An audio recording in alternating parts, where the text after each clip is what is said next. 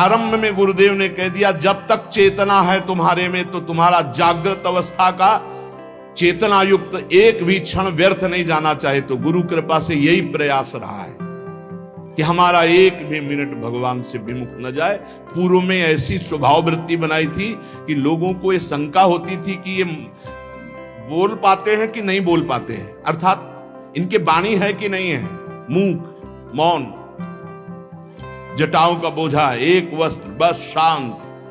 बुलाया गया, घंटा बजा तो पहुंच गए, प्रसाद लिए, उसमें एकांत, हर समय मंत्रा।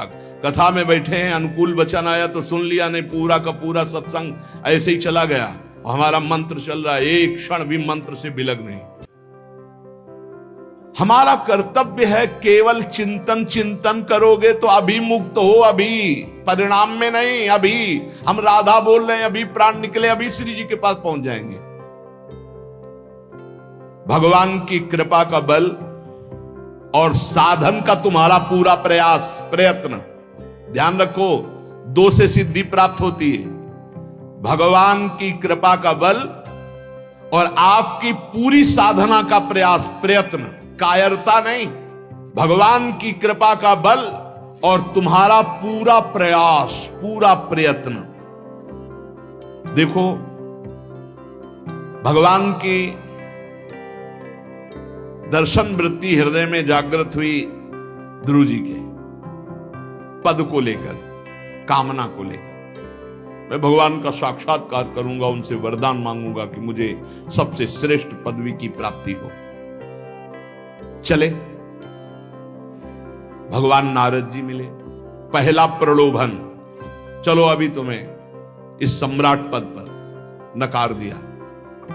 फिर भय, सांप हैं, बीछी हैं, जंगल के बड़े, और फिर यक्ष राक्षस, न जाने कौन कौन है। तुम अभी बालक हो, तुम्हें खा जाएंगे, तुम क्या तपस्या करोगे, क्या भजन। नहीं, इससे भी नहीं डिगे, कुछ भी हो, कदम वापस नहीं जाएंगे, अब तो हरि की प्राप्ति। तो गुरु मंत्र दे दिया। 6 महीने बहुत ही देह भाव रहित होकर उच्च कोटि की साधना की। बालक होने पर यही मथुरा में, मधुपुरी में देह भाव रहित होकर के, क्योंकि जंगल में ऐसे ऐसे मच्छर बड़े बड़े ना, एक मच्छर मारे तो पूरा होश खराब हो जाए, पूरी चेतना जागृत। तो उस 5 वर्ष के राजकुमार के शरीर में कितने मच्छर चिपके रहे होंगे, क्या क्या भयावह। हमने तो सेनपुर में देखा, आसन लगाए बैठे, काला नाग सांप ऐसे फुसकार रहा है।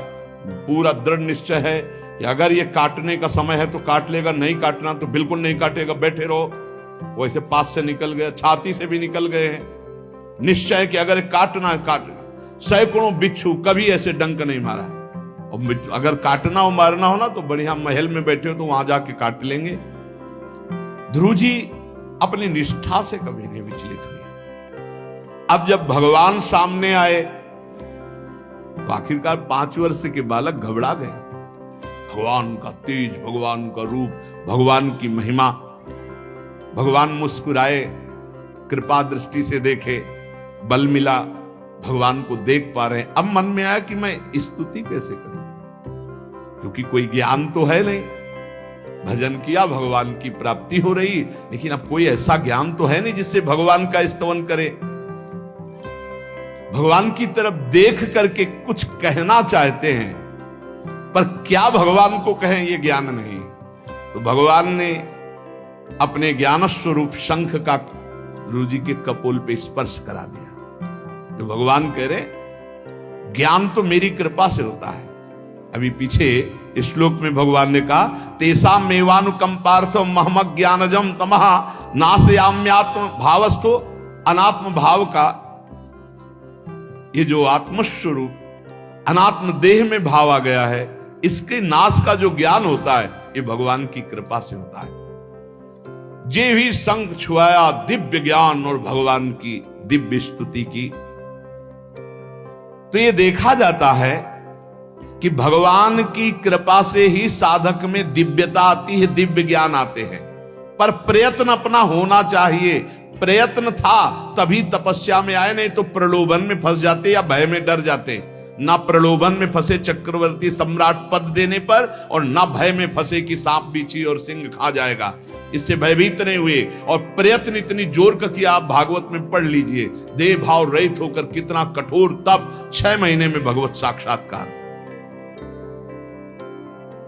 आत्मबल, भगवत कृपा बल। ये मन है बहुत डराता है, कैसे जिएंगे, बुढ़ापे में कौन सेवा करेगा, क्या दुनिया का प्रपंच खड़ा कर देता है। इसको इसी ज्ञान से काटो, भगवान है ना, भगवान सब करेगा। भगवान के लिए हमने जीवन दिया है, ये जीवन भगवान के लिए हार। अरे दिव्य हो जाओगे, रिद्धियां सिद्धियां हाथ जोड़े खड़ी रहेंगी। भगवान जानते हो क्या भगवान है। हम एक बार भगवान के नाम पर अपने आप को न्यौछावर तो करके देखें, पर ये अहंकारी जीव मानता नहीं है। ये अहंकार का बल लिए रहता है। आसुरी प्रकृति है ये अहंकार। अहंकारम बलम दर्पम कामम क्रोधम च संश्रिताः। जिसके अंदर ये आसुरी प्रवृत्ति अहंकार होता है, उसमें काम क्रोध लोभ ये भरपूर होते हैं। कहां से भगवत प्राप्ति हो। जहां ये दुश्मन रहते हैं वो घर तो तुमने सुरक्षित दे रखा है दुश्मनों को। आसुरी प्रकृति को तुमने, अहंकार को अपना स्वामित्व दे रखा है। मैं वो अहंकार जिसके साथ प्रकृति लगती है। जब अहंकार और बढ़ जाता है तो ईश्वरोहम अहम भोगी सिद्धोहम बलवान सुखी। तरंग से समुद्र नहीं होता, समुद्र से तरंग होती है। हम जितने भी हैं सब तरंग हैं उस परमात्मा की। वायु विकार नष्ट हुआ, समुद्र में ही लीन हो गए, ये बात है। लेकिन एक तरंग समुद्र नहीं पैदा कर सकती। एक सूर्य चमक रहा, कोई बन के सूर्य दूसरा चमक के दिखाए। बहुत सावधानी से उपासना करो। ये अहंकार, भगवान कह रहे हैं, भगवान ये जो अहंकारम बलम दर्पम कामम क्रोधम च संश्रिताः, इस अहंकार को नहीं मिटाया तो ये अनुभव कराने लगता है और 4 बोलने लगते हैं कि आप तो भगवान हैं। तो धर्म सम्राट करपात्री जी, इतने सिद्ध महापुरुष, और विश्वेश्वर विश्वनाथ जी की स्थापना करके रात दिन आराधना। काशी में बड़े बड़े सिद्ध महापुरुष भगवान शिव की आराधना करते, बड़े बड़े सिद्ध महापुरुष भगवती अम्बा की आराधना करते।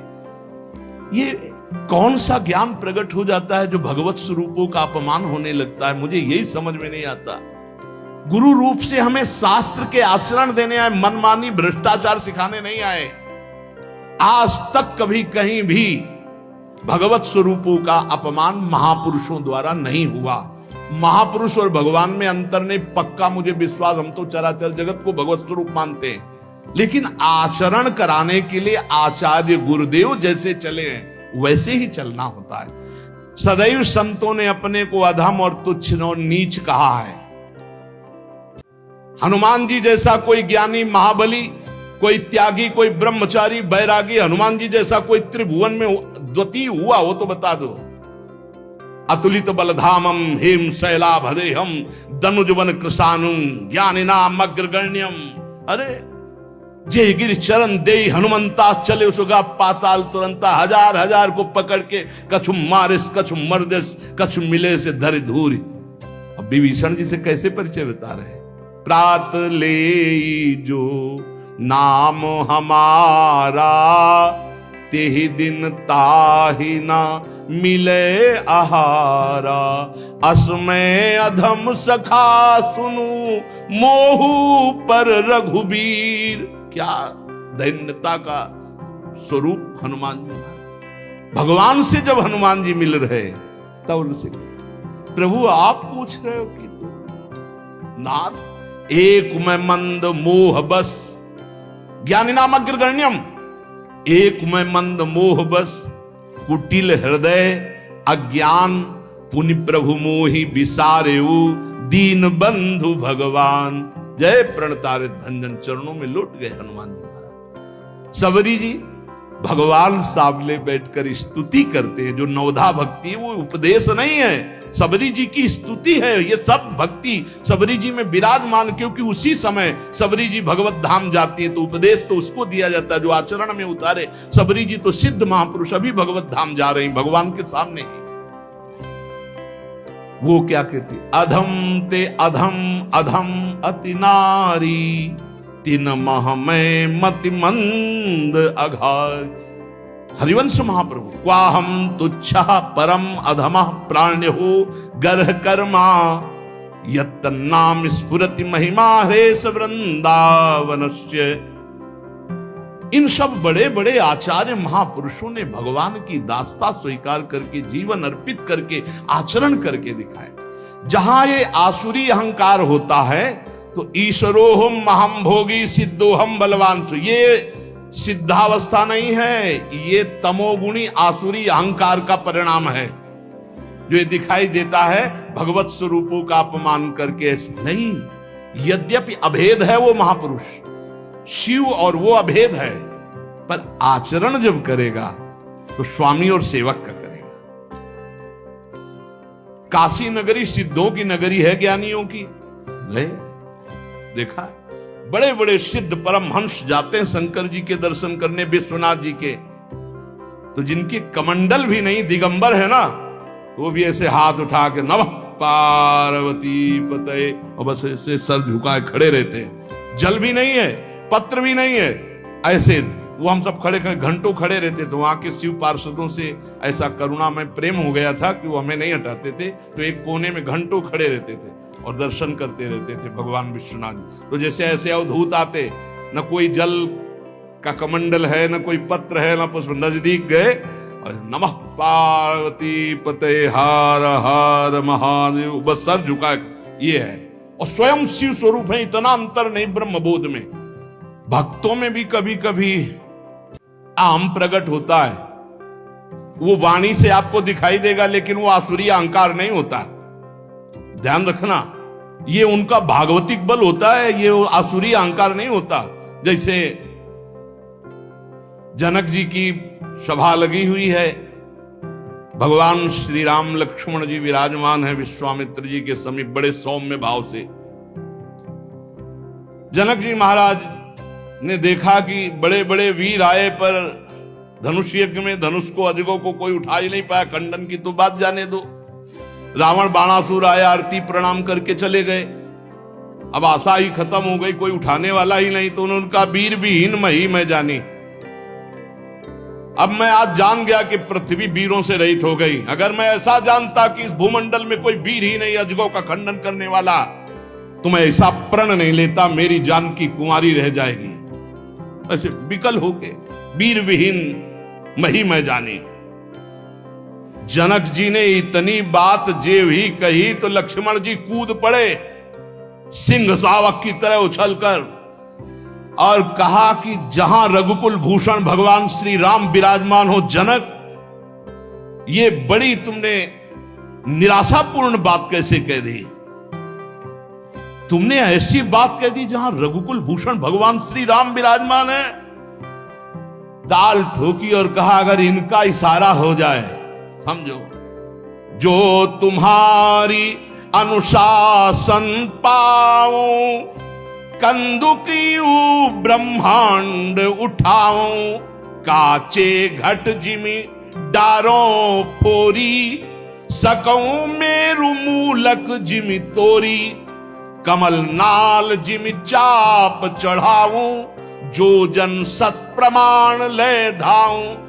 हे जनक, जहां रघुनाथ जी विराजमान होते वहां ऐसी बात नहीं कहते। तुमने ऐसी बात कैसे कह दी?